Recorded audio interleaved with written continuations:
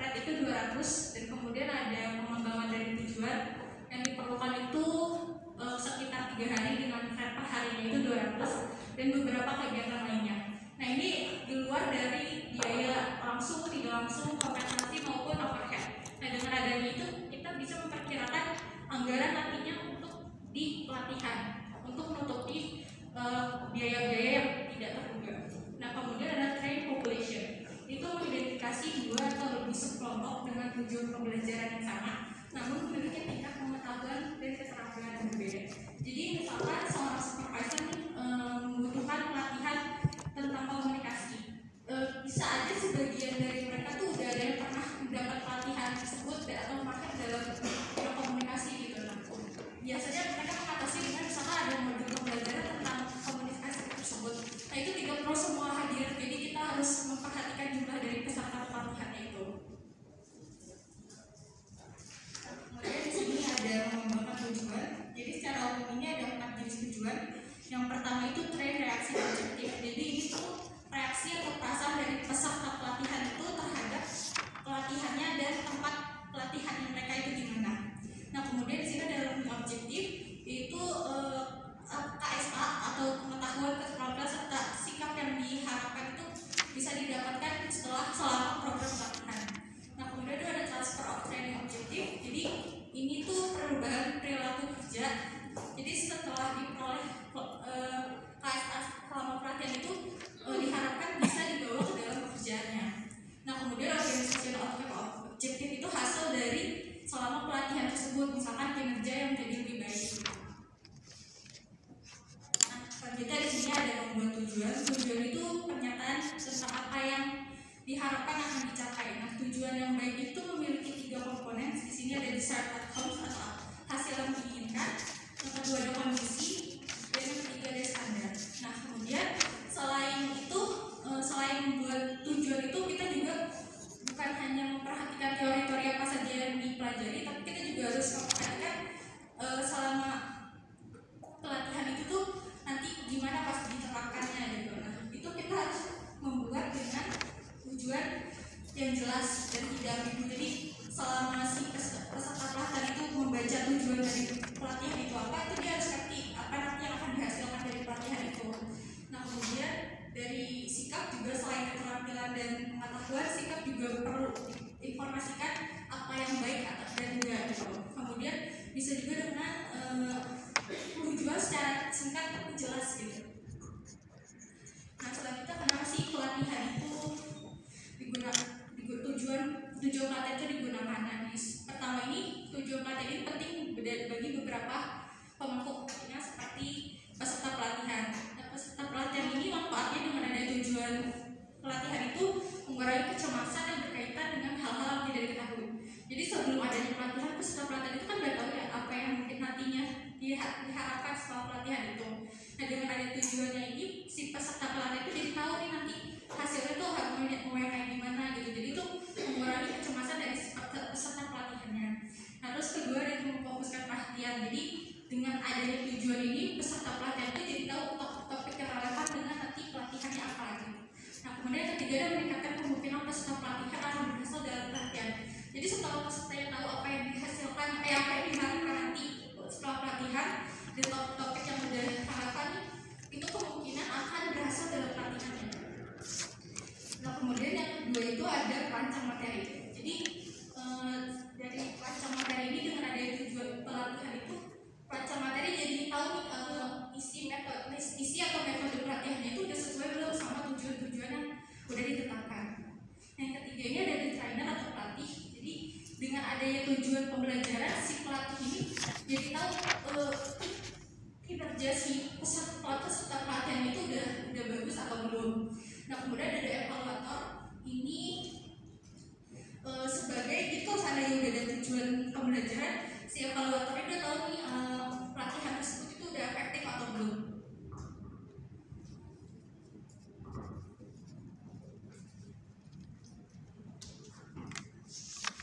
Oke, selanjutnya tadi kan kalau dijelaskan sama Iva itu lebih kayak dasarnya, terus habis itu awalan dari training design. Nah, sekarang itu udah mulai masuk ke sub yang pertama itu facilitation of learning, di mana kita fokus pada trainee atau peserta pelatihannya. Yang pertama itu ada individual differences in KSA atau knowledge, skill, attitude, and other. Nah, di mana kalau misalnya kita sebagai seorang manajer, sebagai seorang perusahaan, kita dari perusahaan tuh kita pengen peserta pelatihan itu yang memang bisa menghasilkan hasil yang lebih baik sebelumnya daripada belum dilakukan pelatihan. Oleh karena itu, kita harus fokus dulu nih sama kebutuhan apa aja sih yang dibutuhin sama calon-calon peserta pelatihan untuk membantu perusahaan. Yang pertama itu kita perlu tahu dulu dari needs-nya gitu, dari kebutuhan si trainee itu atau pesertanya. Dimana biasanya peserta itu kan dibutuhin untuk latihan kerja baru, kayak proses, prosedur, terus juga kayak paksaan itu bukan paksaan sih, kayak dorongan supaya si peserta pelatihnya itu bisa fokus serius dalam menghadapi pelatihan. Lalu yang kedua itu perusahaan atau manajer HR itu tuh harus tahu juga jenis apa sih jenis learning, jenis pelatihan seperti apa yang memang cocok dan sesuai dengan peserta pelatihan. Nah, yang pertama itu ada Felder Silverman Learning Style Model, di mana menurut Felder Silverman ini tuh kita ada 4 tahap yang dibagi 4 jenis, tapi dibagi lagi menjadi 8 gitu. Nah, fungsinya si FSLSM ini tuh untuk cari tahu apakah jenis pelatihan yang sesuai sama peserta pelatihannya. Yang pertama itu ada sensing and intuitive learners. Nah, sensing itu sendiri tuh penginderaan dari dari daya ingat, terus juga sensing dari lingkungan sekitar kita gitu. Dan yang kedua itu ada intuitive learners. Nah, yang pertama itu ada kalau misalnya kita terlalu menekankan pada intuisi peserta, di mana biasanya peserta itu tuh jadi lebih kehilangan detail penting atau hal-hal yang memang berguna gitu dalam masa pelatihan. Dan yang kedua, kalau misalnya kita tuh terlalu menekankan pada penginderaan si peserta pelatihan, di mana biasanya peserta tuh kayak kita gitu tadi mau setoran hafalan gitu ke Pak Jeffrey. Kita menggunakan indera pengingat kita gitu kan. Pasti kita menekankan si penginderaan ini, di mana kita tuh terpaksa untuk mengingat dan menghafal materinya gitu. Dan tapi kita lupa gitu, padahal sebenarnya banyak hal-hal penting yang kita hafal tuh sebenarnya kita nggak ngerti gitu. Jadi hafal aja, tapi kita nggak paham sebenarnya apa sih inti dari materi. Nah, hal itu juga sama dengan saat kita pelatihan di pekerjaan nanti gitu. Terus yang kedua ada sequential versus global learners, di mana sequential itu tuh pembelajar berurutan dan yang global learners. Kalau berurutan itu tuh biasanya si peserta itu bakal didorong untuk bisa memahami langkah-langkah dari materi pelatihan itu secara beruntun gitu loh, secara struktural gitu. Nah, sedangkan kalau pembelajar global itu tuh lebih secara keseluruhan aja gitu, atau secara garis besarnya aja gitu. Jadi memang tergantung sama kebutuhan dari pelatihan tersebut.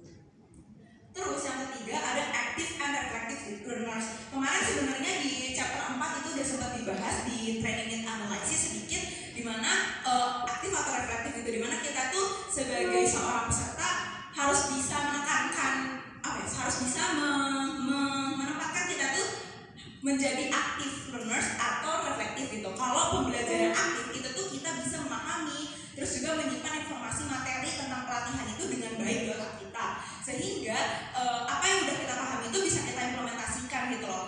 Kalau kita balik lagi di materi chapter 1 itu tentang ISO gitu kan, itu kan ada pre-audit, terus itu pemetaan, perubahan, pelatihan. Nah, di saat itulah si HR manager ini tuh bakal coba untuk analisis gitu, sebenarnya caranya bagaimana sih supaya si peserta pelatihan itu bisa menerapkan dan juga menyerap informasi dengan baik. Nah, sedangkan kalau yang kedua ini itu reflektif, di mana misalnya kayak ada conditional test yang mengharuskan si peserta pelatihan itu jadi lebih fokus, atau mungkin dia fokusnya bakal berkurang gitu. Misalnya kalau materinya itu membosankan, otomatis peserta pelatihan ini tuh juga bisa refleks gitu loh, kayak oh ya gue lagi ngikutin pelatihan kayak gitu. Jadi harus menyerap informasi memang ada di materi pelatihan tersebut gitu. Dan sebagai dari sisi HR manager pun juga kita harus memahami gitu dari sisi trainee atau pesertanya, gimana kita harus menyiapkan materi memang yang aktif gitu supaya si peserta pelatihan itu bisa fokus mendengarkan kita tanpa merasa ada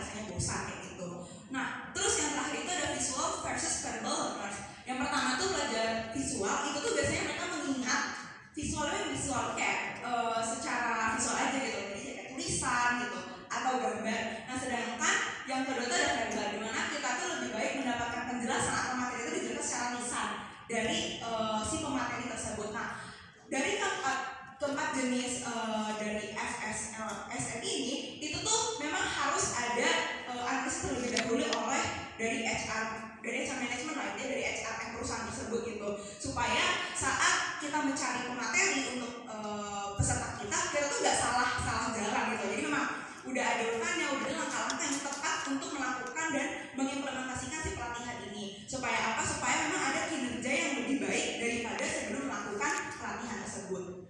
Gitu.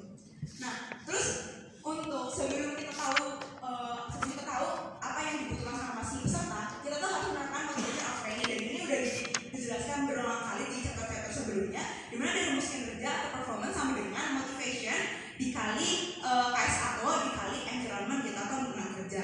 Nah, kalau misalnya motivasi si karyawan ini kurang, itu kemungkinan besar pembelajaran itu akan sulit untuk ditangkap dan terjadi gitu. Jadi kayak ya udah percuma ada pelatihan, tapi kalau misalnya rumus kinerja itu nggak bisa dianalisis dengan baik oleh pihak HR gitu.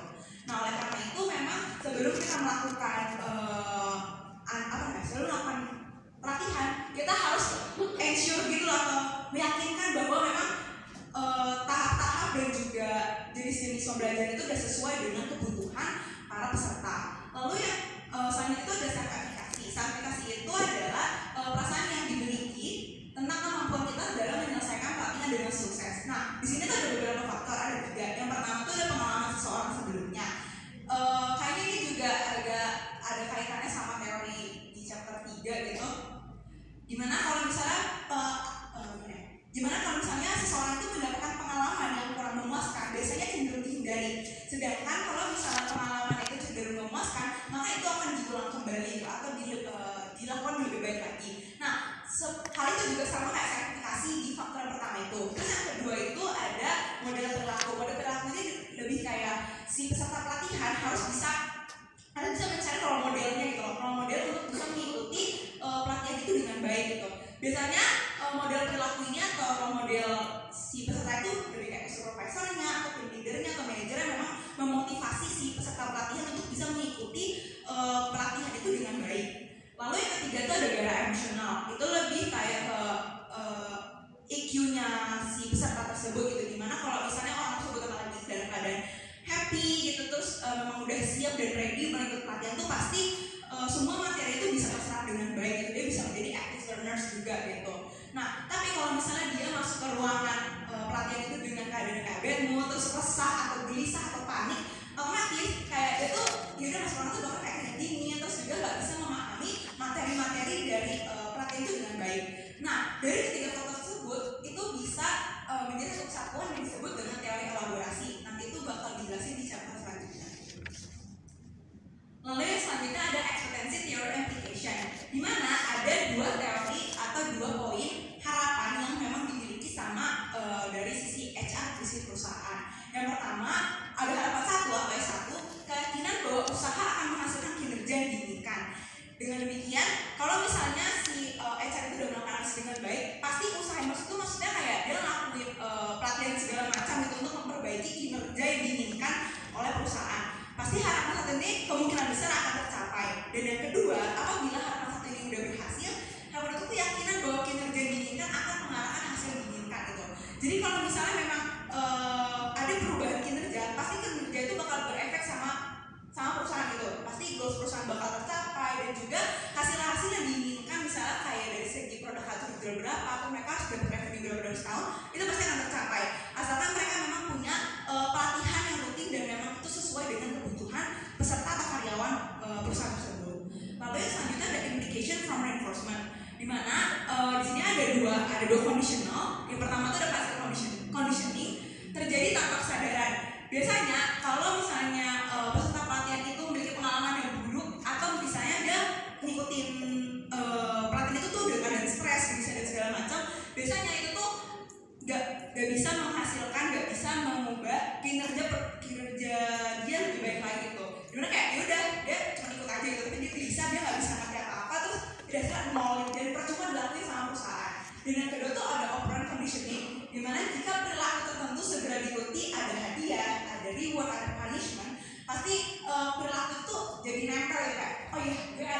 gue capai gitu, gue mau dapet reward, gue mau mau dipromosikan gitu. Makanya ada condition tertentu memang yang ingin dicapai sama peserta gitu. Tapi itu baik lagi tergantung sama pesertanya, karena memang materi ini fokus on the training.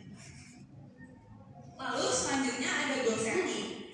Seperti yang tadi saya udah bilang, dimana kalau misal kita mau melakukan pelatihan, itu ada namanya goal setting itu. Kita menerapkan, menyusun dan menetapkan tujuan gitu dengan konsisten dan menunjukkan bahwa tujuan itu spesifik dan bisa menghasilkan tingkat motivasi yang lebih tinggi daripada kalau misalnya kita nggak punya tujuan untuk melakukan pelatihan atau training itu. Dan tujuan yang memang dari goal setting ini, kita bisa lebih mengarahkan detail-detail dari setiap materi pelatihan itu dengan secara struktural sehingga si peserta pelatihan itu mereka bisa lebih memahami gitu secara struktural atau flow-nya itu gimana sih. Jadi mereka tuh nggak clueless gitu saat melakukan pelatihan. Dan yang terakhir ada goal orientation, dimana biasanya pelatihan yang memang berdasarkan dengan goal, dengan tujuan yang ditetapkan, itu pasti akan menghasilkan peningkatan dalam performance atau kinerja perusahaan. Seperti itu. Ya, stop dulu, saya review bentar.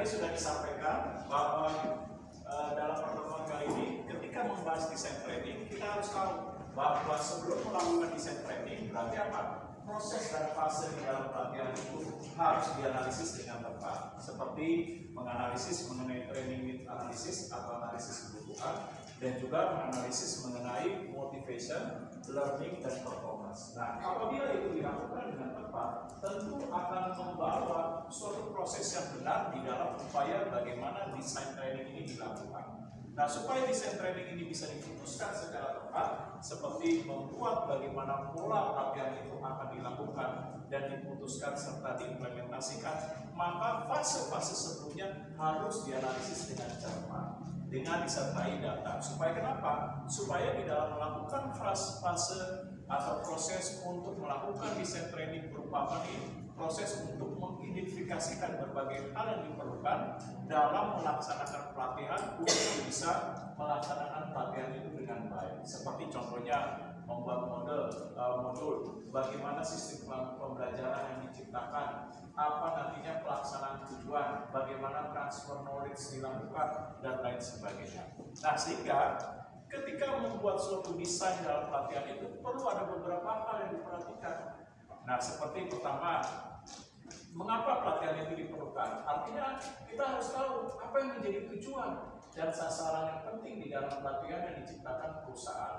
Tentu dengan menganalisis sebelumnya, melihat gap atau kesenjangan yang ditimbulkan antara ketidaksesuaian dengan tujuan maupun dengan realitasnya, seperti EOP dengan AOP-nya.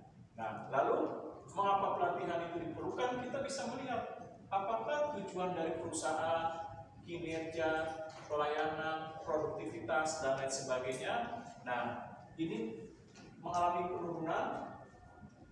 Nah, sehingga jawabannya, nah ini bisa digunakan sebagai dasar keputusan untuk mengapa pelatihan diperlukan dan perusahaan bisa membuat desain pelatihan secara efektif. Nah, yang kedua apa? Siapa yang akan dilatih? Dilatih ini apa? Melihat dari peserta pelatihannya. Bagaimana peserta pelatihannya? Seperti berapa banyak populasinya, jumlah pesertanya, lalu bagaimana kemampuan, keterampilan, dan keahliannya atau KSAO-nya sebelum pelatihan itu dilakukan, sejauh mana pengetahuan mereka, keterampilan, keahlian, sikap dan perilaku dalam bekerja. Nah, ini perlu untuk diamati supaya nanti perusahaan bisa mendesain pelatihan itu secara efektif. Nah, oleh sebab itu perlu diketahui melihat peserta. Selain ini apa? Melihat mengenai motivasinya bagaimana dalam bekerja. Lalu juga memperhatikan performance-nya. Nah, ini perlu diamati. Lalu bagaimana pekerja diamati dari peserta pelatihan melihat dari learningnya. Nah, bagaimana daya tangkapnya, kognitifnya, memorinya, dan lain sebagainya. Nah, selanjutnya, apa tujuan pelatihan? Artinya apa? Perusahaan harus tahu apa yang menjadi target yang ingin dicapai ketika pelatihan itu dilaksanakan. Oleh sebab itu diperlukan pembuatan terhadap model dalam pelatihan. Nah, lalu apa lagi? Nah, metode apa yang digunakan? Artinya, pembelajaran apa sih yang akan diciptakan dalam desain pelatihan itu beserta terhadap modul yang digunakan? Apakah pembelajaran itu nanti lebih menekankan interaktif seperti diskusi, lalu seperti tanya jawab, ataukah seperti misalnya nanti studi kasus, ataukah bentuk nanti pembelajarannya itu lebih banyak misalnya pasif, dalam arti tutornya lebih banyak untuk memberikan berbagai materi-materi seperti misalnya lebih menekankan terhadap teori dan lain sebagainya. Nah, selanjutnya kapan dan di mana?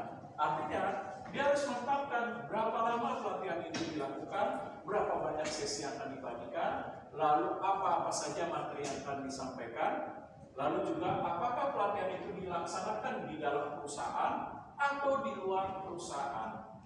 Nah, lalu bagaimana dengan berbagai hal yang dibutuhkan dalam pelatihan seperti alat peraganya bagaimana, lalu fasilitas yang menunjang, teknologi yang digunakan dalam pelatihan seperti perlukah menggunakan internet misalnya, infocus multimedia, lalu menggunakan komputer dan lain sebagainya. Nah, ini semua nanti diperhatikan, dirancang, diamati, dicermati dalam proses desain training.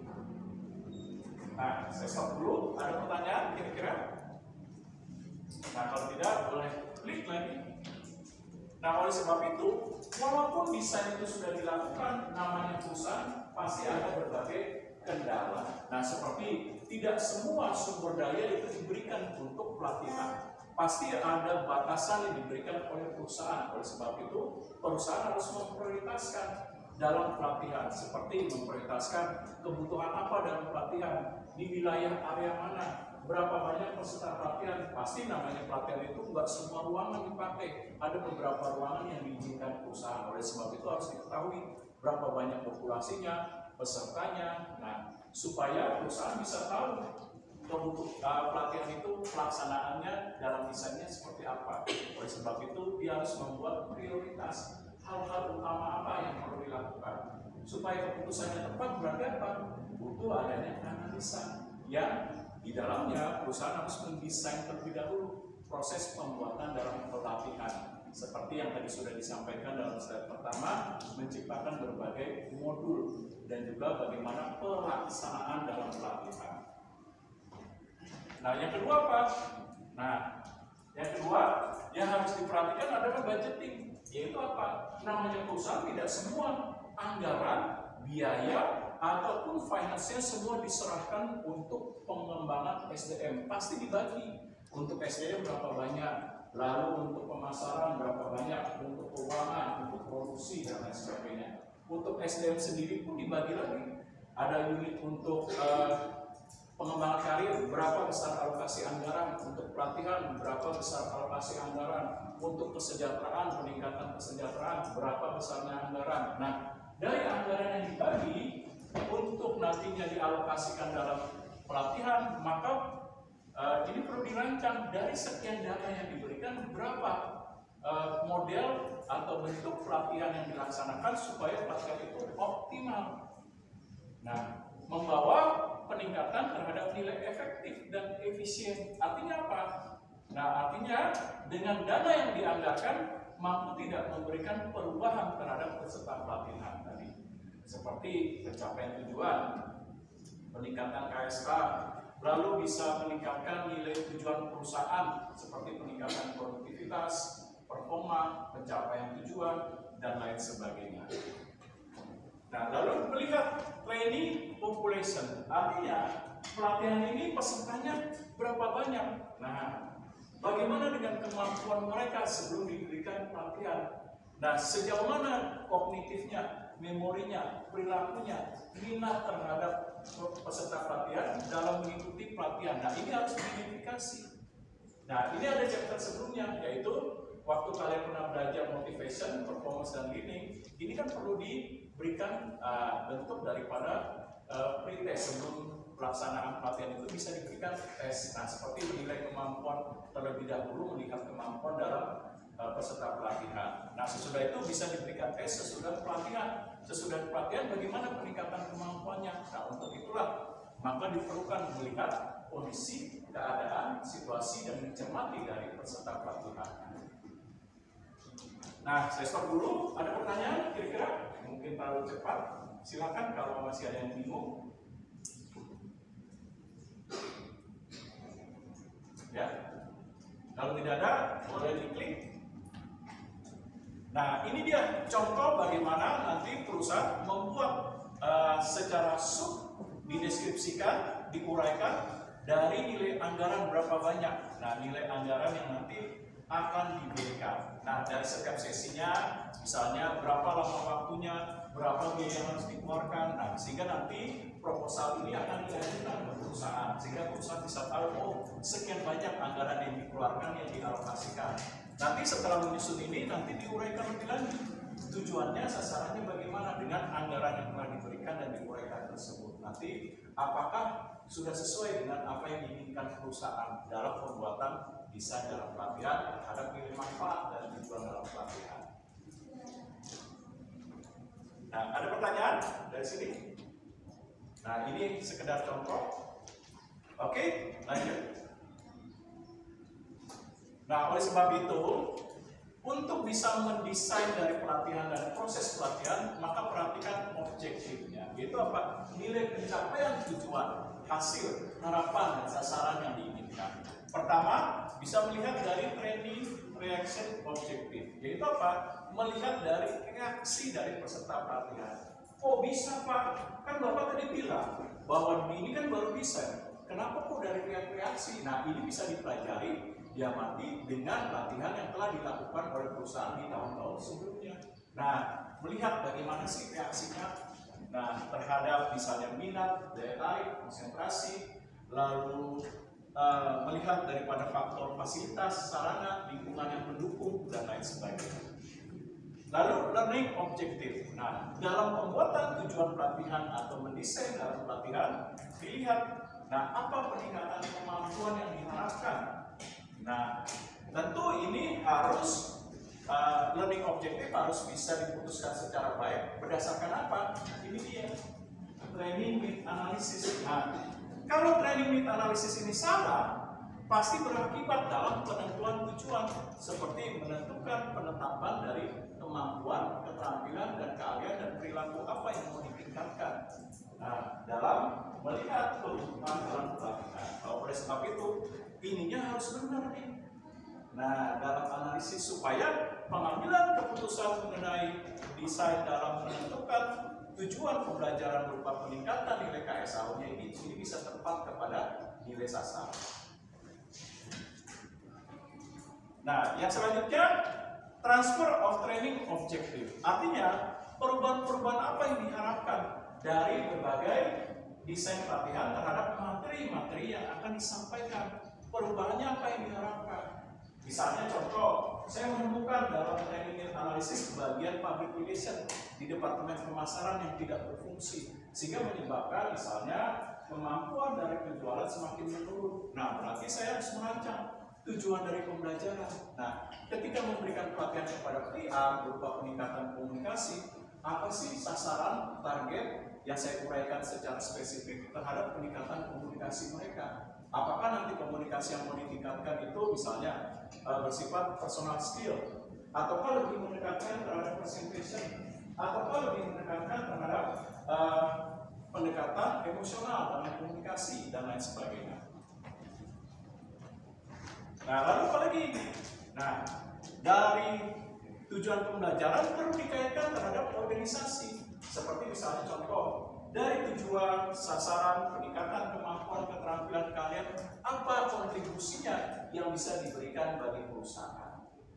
Nah, seperti ada kan nanti kalau udah diberikan pelatihan, didesain memberikan pencapaian tujuan untuk peningkatan kinerja perusahaan, produktivitas perusahaan, performa perusahaan, maupun terhadap peningkatan kemampuan daya saing perusahaan. Nah, ini dia.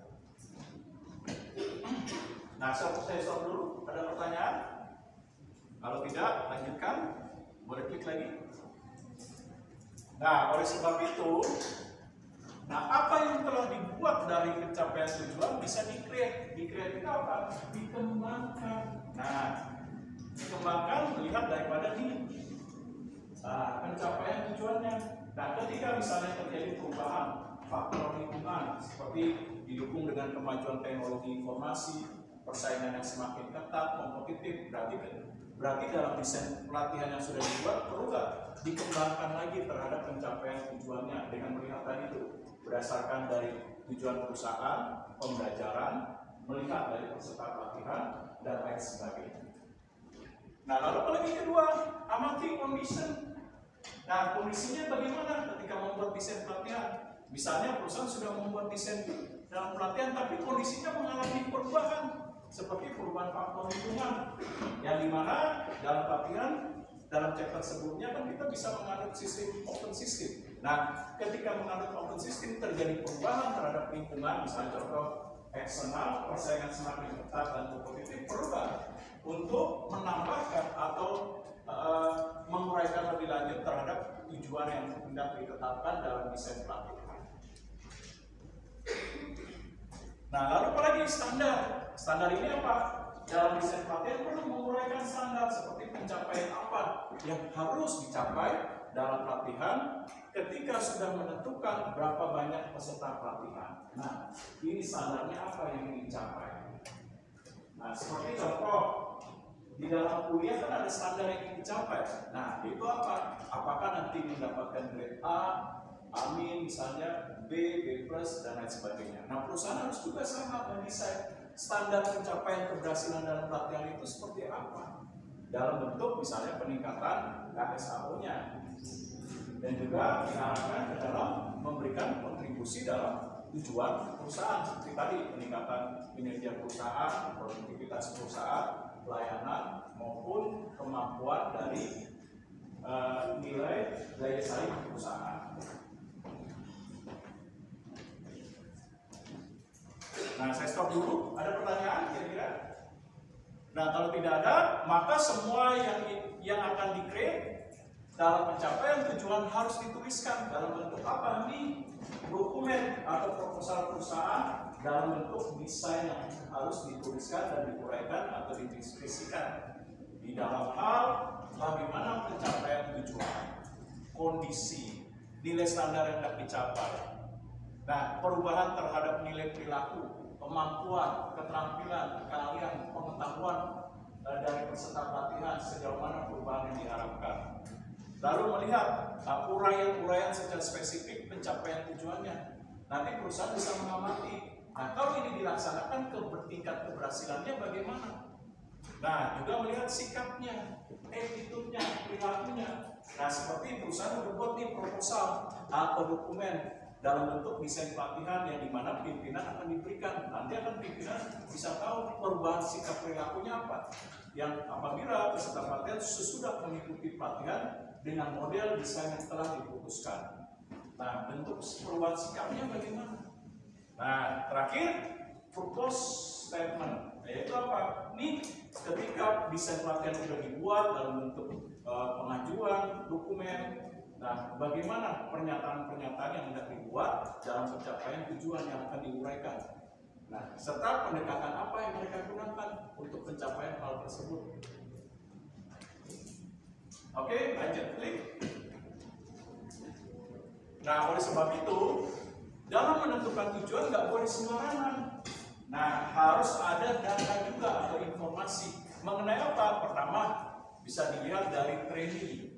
Training itu apa? Peserta pelatihan yang ditentukan oleh perusahaan berdasarkan hasil pengamatan fase sebelumnya seperti training need analysis. Nah, dilihat dari peserta pelatihan bagaimana peserta pelatihannya, seperti minatnya, motivasinya, nah, daya konsentrasinya, bagaimana kemampuan, keterampilan, keahlian sebelumnya, perilaku-perilaku dalam bekerjanya bagaimana sebelum pelatihan.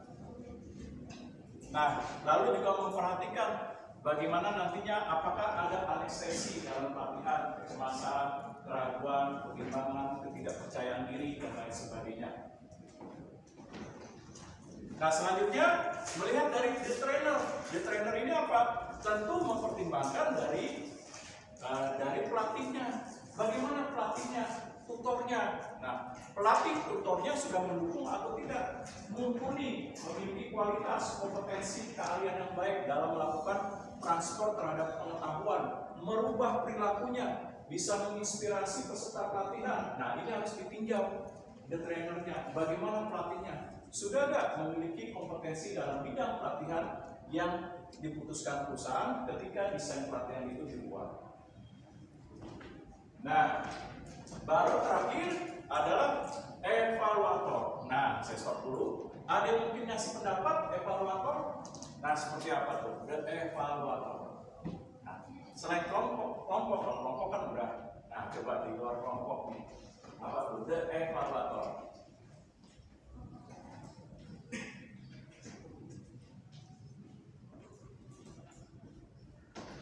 The evaluator apa nih? Coba ada yang mau ngasih masukan?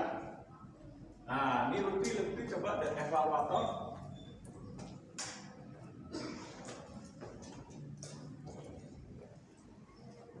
Dari kata evaluation.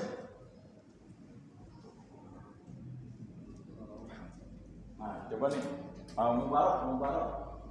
Apa tuh the evaluator?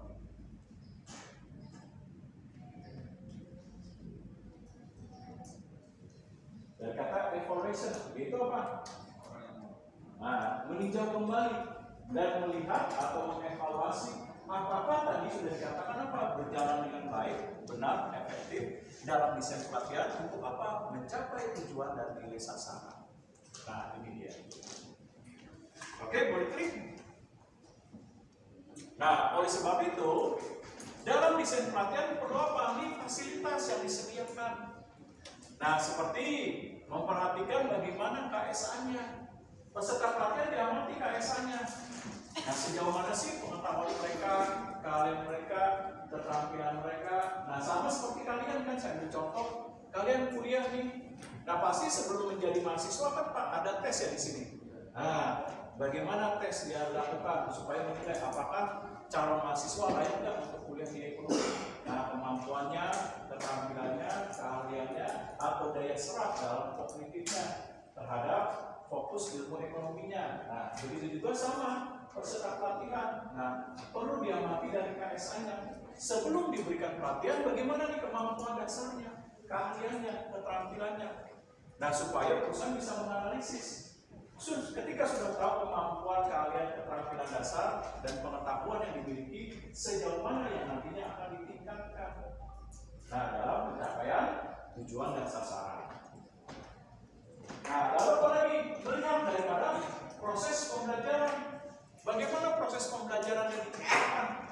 Nah, berbasis kognitif misalnya, ataukah berbasis kepada active learning, ataukah berbasis kepada reflection, ataukah berbasis pembelajaran itu bersifat global. Nah, apa yang mau dilakukan? Apakah nanti pembelajarannya itu memadukan antara audio dengan visual? Nah, ataukah nanti menggunakan misalnya diskusi aktif, presentation, atau studi kasus, atau bentuknya misalnya simulasi dan lain sebagainya. Nah, oleh sebab itu perlu diamati juga terhadap gaya belajar dari setiap peserta pelatihan. Nah, gaya belajarnya pada umumnya bagaimana? Nah, oleh sebab itu dalam melakukan desain pelatihan jangan menitik beratkan satu metode gaya belajar, tapi kembangkanlah berbagai metode supaya bisa memenuhi keseluruhan terhadap peserta pelatihan. Nah, karena apa? Peserta pelatihan kan pasti memiliki keunikan, yang setiap peserta pelatihan itu sama. Nah, oleh sebab itu kembangkan berbagai metode yang digunakan. Nah, jangan hanya satu. Nah, ini dia. Oke, klik. Nah, seperti tadi nih, metode-metode belajarnya itu nanti ditujukan untuk misalnya apakah untuk penekanan terhadap penginderaan, misalnya meningkatkan logika. Nah, dengan cara apa? Ini menghafal. Ataukah dengan tujuan intuitif, yaitu apa? Meningkatkan nilai intuisi. Nah, nilai perasaan, seperti misalnya ketika ada permasalahan dalam organisasi, dia sudah tahu, oh kira-kira nih masalahnya apa, intuisinya sudah bekerja.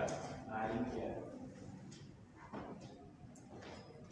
Ataukah pembelajarannya berurut linear, seperti misalnya dilakukan atau ditetapkan proses pembelajarannya itu secara 1 hari penuh. Misalnya peserta pelatihannya dimulai dari jam 8 pagi sampai misalnya jam 17 sore, 17.00. Maka perusahaan bisa menetapkan proses pembelajarannya.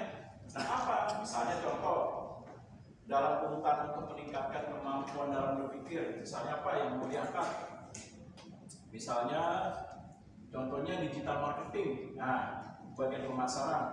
Nah urutannya apa? Misalnya pertama memberikan pemahaman dasar, apa tujuan dan sasaran, apa manfaat digital marketing. Yang kedua, apa peranan digital marketing, sesi kedua. Sesi yang ketiga, apa tantangannya. Yang keempat, bagaimana menggunakan dan menerapkan digital marketing untuk platform media sosial. Nah, di sini mungkin urutan logisnya mulai pertemuan sesi ketiga keempat praktek. Nah, dengan platform berbagai media sosial, entah itu kalian disuruh bawa laptop, nanti disuruhkannya suruh buka apa, Facebook, Twitter dan lain sebagainya. Nah, yang keempat nanti sesi berikutnya. Nah, 2 sesi penutup, bagaimana merancang penggunaan media sosial dalam digital marketing, pemanfaatannya seperti apa. Nah, strateginya. Baru terakhir evaluasi. Nah, inilah urutan-urutan yang bisa digunakan dalam hal untuk pelatihan dalam proses pembelajaran runut. Nah, untuk apa? Nanti melakukan perubahan terhadap ini daya logikanya. Oh ternyata digital marketing gunanya ini, manfaatnya ini, diterapin seperti ini. Kalau saya dalam marketing nanti penggunaannya seperti ini, fungsinya untuk meningkatkan kerja seperti ini. Nah ini dia. Nah kalau pembelajaran global seperti apa nih? Ada yang bisa ngasih pendapat global?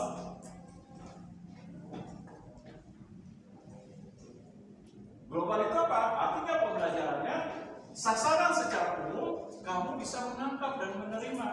Contoh, nah gaya Ropis. Nah ini Ropis Suryo kan pernah ikut kelas saya perilaku organisasi. Coba apa nih yang menjadi gambaran umum waktu belajar perilaku organisasi? Nah kan udah kan ngikutin tuh sampai 14 kali pertemuan kan ditambah PSPS dari 16. Nah inilah pembelajaran apa waktu dulu belajar perilaku organisasi yang dipecah menjadi berbagai materi secara runut. Nah, apa gambaran globalnya secara umum? Apa yang kamu pelajari? Apa yang kamu pahami pembelajaran secara umumnya? Nah, kalau tahu berarti berhasil untuk pembelajaran global. Apa?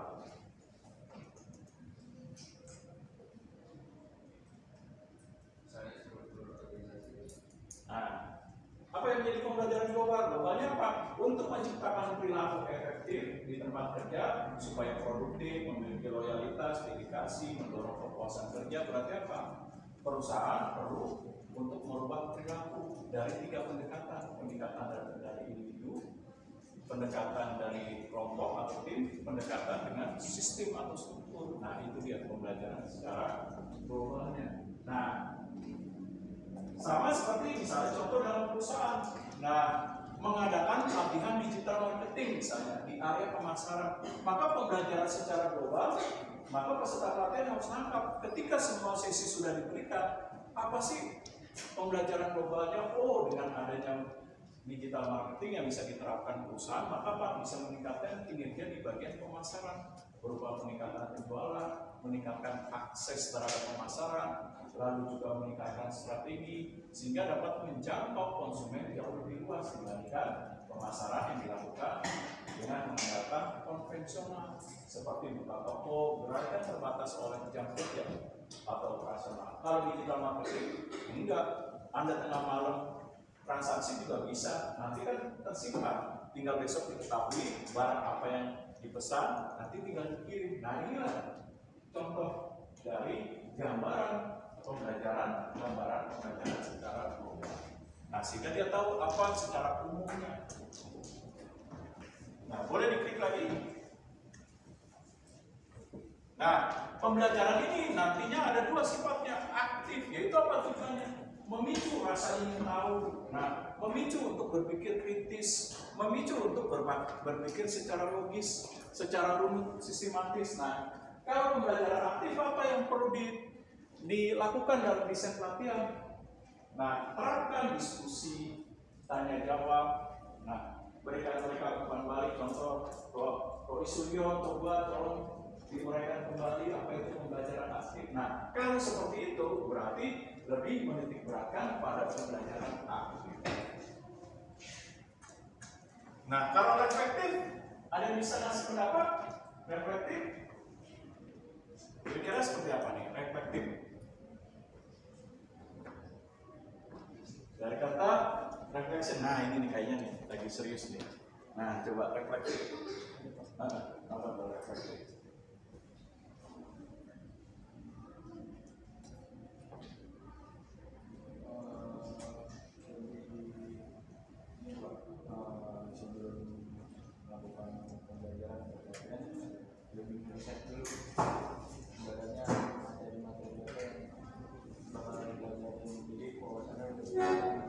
Oke, reflektif itu apa? Dari kata reflection.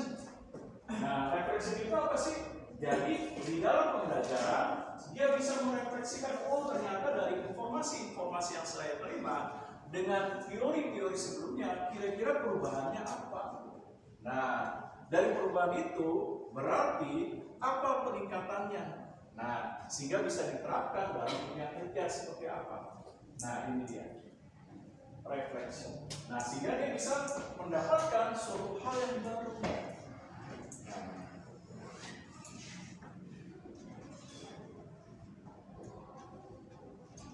Lalu apa lagi? Nah, bahwa dalam pembelajaran kita bisa melihat bagaimana pembelajaran tersebut menekankan secara visual atau verbal. Nah, visual itu apa? Menekankan kepada suara, penjelasan dengan penekanan terhadap suara secara detail, atau menggunakan misalnya verbal seperti ini papan tulis atau PowerPoint atau dalam bentuk infopus. Nah, ini penekanan terhadap pembelajaran verbal. Visual. Nah, verbal itu dengan uraian dengan menggunakan kata atau deskriptif.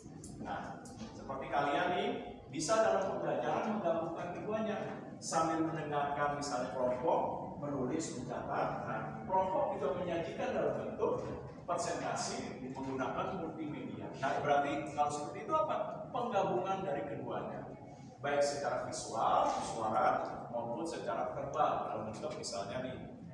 Nah, seperti kalian lakukan nih, saya anggap peserta pelatihan misalnya, kalian berarti menggunakan dua hal sekaligus, mendengarkan, mencatat. Nah, itu adalah penggabungan dari verbal dan visual.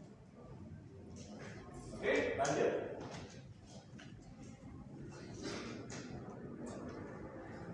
Nah, oleh sebab itu dalam desain pelatihan, nah ini nggak boleh untuk diabaikan. Sebab, nah motivation, knowledge, skill, attitude, dan faktor informant sangat mempengaruhi keberhasilan dalam pencapaian pelatihan. Terhadap apa? Peningkatan kinerja, kemampuan bekerja menjadi lebih baik, lebih kompeten, lebih efektif. Nah, seperti apa? Motivasi, melihat apa sih? Minat, daya tarik, konsentrasi, keinginan yang kuat untuk mengikuti pelatihan dengan baik dari setiap sesi yang diikuti. Lalu melihat KSAO-nya, nah bagaimana sih pengetahuan pekerjaannya, pesertanya terhadap kewasan.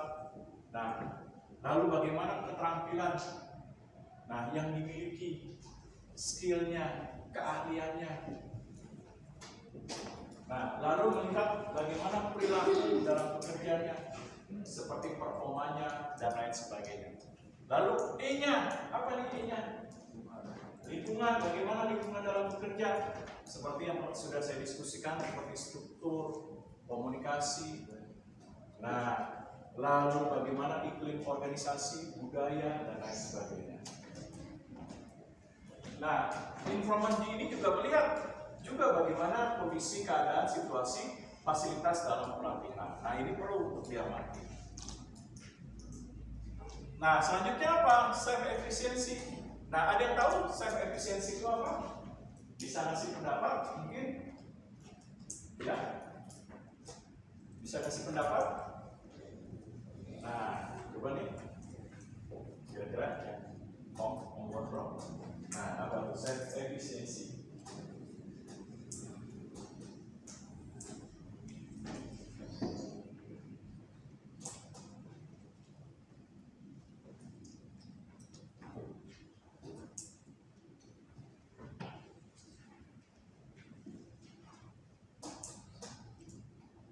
Sadar diri. Nah, efisiensi apa? Ya, efisiensi. Bagaimana seseorang menilai mengenai keberadaan kondisi dirinya, seperti kemampuan yang dimiliki. Yang dimana kemampuan yang dimiliki bisa dilihat atau dibentuk selain dari pengetahuan, wawasan, keterampilan, bagaimana pengalaman dia bekerja selama ini. Nah, lalu perilakunya bagaimana? Apakah perilakunya dalam bekerja dia selalu menunjukkan perilaku etos kerja yang baik? Nah, ini dia. Lalu bagaimana gaya emosionalnya? Nah, seperti apa sih gaya emosional itu? Seperti semangat dalam bekerja, konsentrasi, minat, antusiasnya. Nah, ini dilihat. Kalau antusiasnya begini, nah berarti rendah. Nah, itu contohnya. Kalau begini juga masih rendah. Nah, ini dia. Nah, oleh sebab itu perlu untuk menggabungkan ketiga hal ini. Nah, ini contohnya.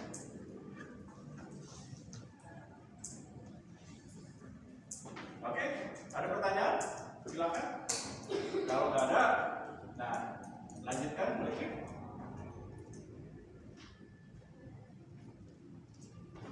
Nah, teori-teori mengenai tadi hal ini bisa diterapkan. Bagaimana penerapannya ini ya? Penuhi nilai harapan, dorong keyakinan dan kepercayaan supaya peserta pelatihan itu memiliki minat gairah yang tinggi dalam hal memiliki pemahaman yang benar terhadap kemampuan dia dalam menggabungkan tiga hal tadi: pengalaman, emosi, satu lagi apa? Perilaku. Oke. Nah, lalu apa lagi? Perhatikan kelas kondisionalnya. Bagaimana kondisi dalam pelatihan? Nah, kalau kondisi peserta pelatihannya misalnya pengetahuannya masih rendah, keterampilan dan keahliannya, maka apa yang perlu dilakukan? Nah, ini dia. Yang perlu dilakukan apa dalam dalam kelas kondisional ini? Berarti operannya perlu dilakukan, berubah pengetahuan yang sebelumnya masih sangat dasar, kurang sekali terhadap keterampilan dan keahlian. Bagaimana berubahnya? Oh, diberikanlah mereka motivasi supaya minat, semangat, gairah, konsentrasi dalam pelatihan itu tinggi. Apa yang perlu dilakukan? Dilihat. Bisa memberikan suatu reward. Misalnya bagi peserta pelatihan terbaik ada sertifikat, seperti yang tadi sudah dikatakan kelompok, memberikan promosi bagi peserta pelatihan. Lalu apa lagi? Beasiswa. Nah, lalu apa lagi? Bentuk reward yang bisa dilakukan. Promosi jabatan, bisa juga kenaikan jabatan kalau dia sudah ikut pelatihan, pelatihannya berhasil, sukses, lalu diterapkan dalam pekerjaan, pimpinan melihat ternyata perubahan prestasinya sangat cukup luar biasa dan signifikan misalnya, nah bisa diberikan reward dalam bentuk kenaikan jabatan atau kenaikan terhadap insentif, tunjangan, kesejahteraan dan lain sebagainya. Bisa juga memberikan hukuman. Seperti apa hukuman? Udah dibiayain cukup besar, udah masuk pelatihan, modelnya cuma begini doang. Nah, ngeluarin buku kagak, catatan kagak, tapi mengharapkan supaya nanti dalam pelatihan mendapatkan nilai yang terbaik, memenuhi standar. Nah, kalau seperti itu apa? Nah, berikan punishment, hukuman. Nah, mungkin orang yang cuma datang modal datang diri, nggak memperhatikan dengan baik, nggak serius, di kelas tidur aja. Nah, habis itu ditambah dengan perilaku attitude-nya, misalnya dalam pelatihan cuma begini. Nah, berarti udah harusnya ada bentuk operation conditionnya, boleh Bapak berikan hukuman. Nah, seperti pertama, kalau dalam perusahaan peserta pelatihan hukumannya apa? Nah, harus misalnya mengganti biaya dari pelatihan, misalnya dari peserta pelatihan itu dihitung. Lalu apalagi yang kedua, penundaan jabatan, promosinya. Yang ketiga apa? Bentuk hukumannya tidak mengalami kenaikan terhadap kesejahteraan. Yang keempat apa? Penundaan dalam pengembangan nilai karir. Nah, ini bisa dilakukan. Nah, oke, lanjut.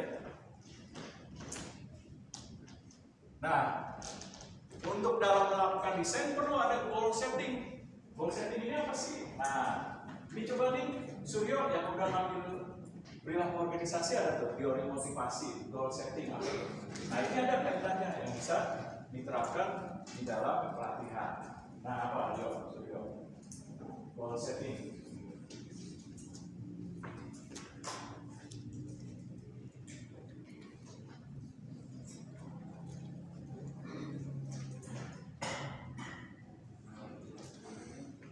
Itu teori motivasi yang didesain untuk bagaimana merancang pencapaian tujuan dan sasaran yang diaplikasikan dalam pelatihan dengan apa? Dengan mengkoneksikan apa yang menjadi tujuan dan keinginan peserta pelatihan. Nah, ini dia. Nah, supaya goal setting itu berjalan, maka perlu diorientasikan lebih lanjut. Nah, tujuan perusahaan apa yang diinginkan, tujuan dari peserta pelatihan apa? Nah, supaya dikoneksikan keduanya, nantinya digunakan untuk apa? Memotivasi peserta pelatihan. Nah, ini dia.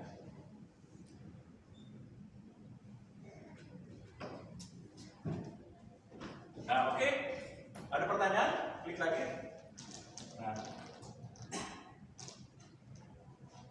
Oleh sebab itu, supaya desain pelatihan itu berjalan dengan baik, selain motivasi, perlu untuk memperhatikan sosial, yaitu apa? Keadaan, kondisi, nilai dari pelatihan itu sendiri. Seperti melihat dari attention, daya tariknya gimana, minat, semangat. Nah, perhatiannya dari peserta pelatihan dalam proses pembelajaran yang diikuti. Nah, lalu apa lagi? Yang kedua, bagaimana kondisi fasilitas, eliminating distraction, kondisi fasilitas.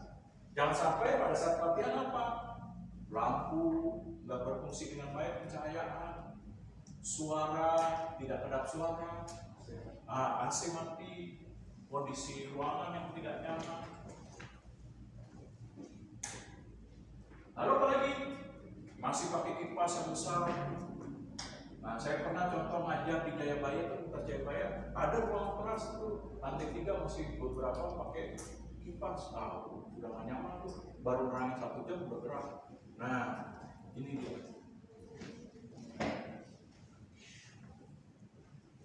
Selanjutnya apa? Attracting attention.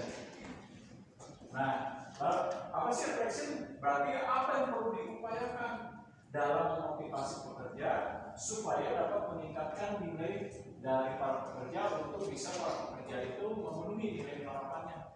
Oh, saya udah mengikuti nih pelatihan dengan baik, tes sudah diikuti dengan baik. Nah, kira-kira harapannya terpenuhi nggak saya? Nah, itu dia. Nah, sehingga nanti bisa mendorong apa? Minat, semangat, daya tarik, keterlibatan dari peserta pelatihan untuk mengikuti pelatihan dengan baik. Nah, sehingga apa? Memberikan manfaat. Nah, manfaatnya apa? Perubahan bagi peserta pelatihan. Selain KSAO apa peningkatannya? Nah, selain KSAO, coba ini, peningkatan. Nah, kira-kira perubahannya apa? Selain KSAO. Iya.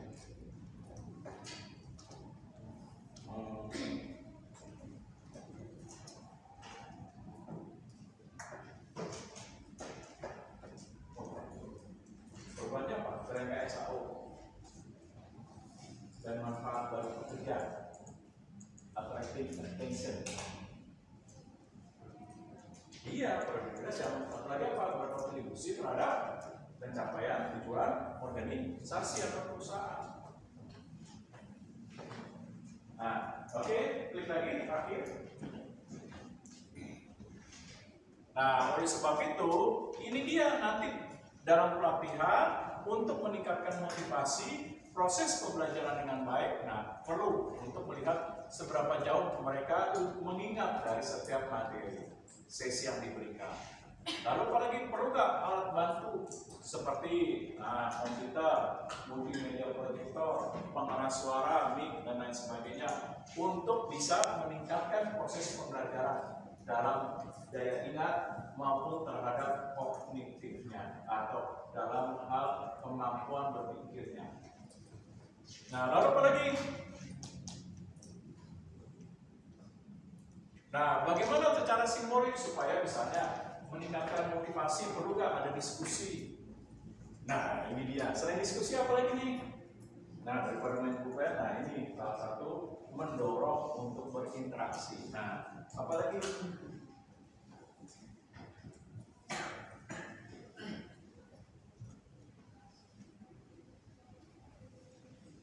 Apa lagi tuh?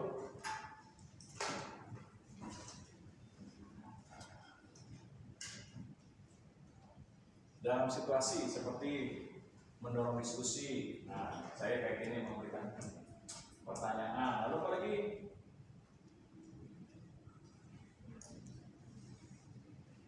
Apa lagi nih?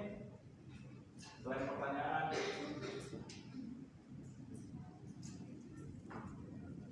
ya, bisa mengangkat isu-isu yang baru, yang tren, yang berkembang, nah yang sesuai dengan tema yang fokus dalam pelatihan.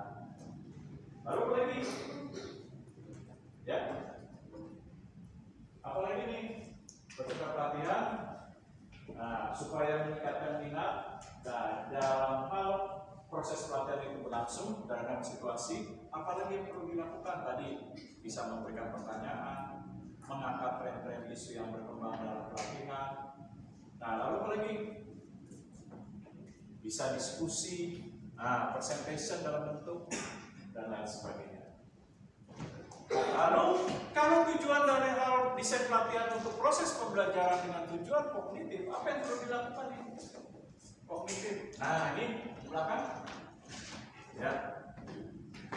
Daripada mencetin jerawat, ayo kita diskusi. Nah, apa nih secara kognitif?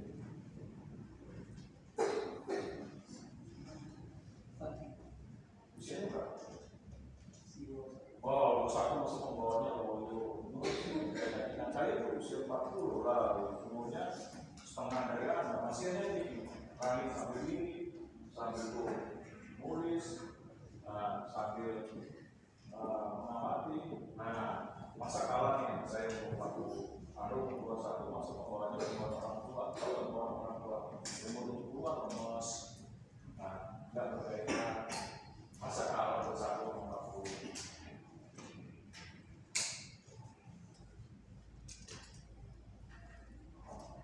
Nah, secara kognitif, apa yang perlu dilakukan?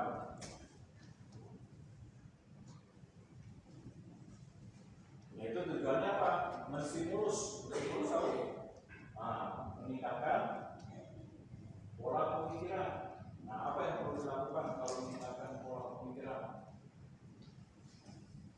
Menjadi rasional, menjadi kritis, mampu berpikir sistematis, menciptakan problem solving, mampu mengembangkan ide kreatif. Nah, itu kognitif. Nah, kalau kognitif seperti itu apa sih yang perlu dilakukan? Kalau kognitif, kira-kira apa? Kognitif.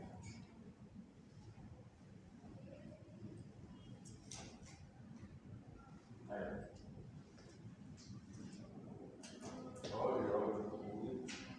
Nah, coba di kognitif. Apa yang perlu diupayakan untuk meningkatkan kognitif?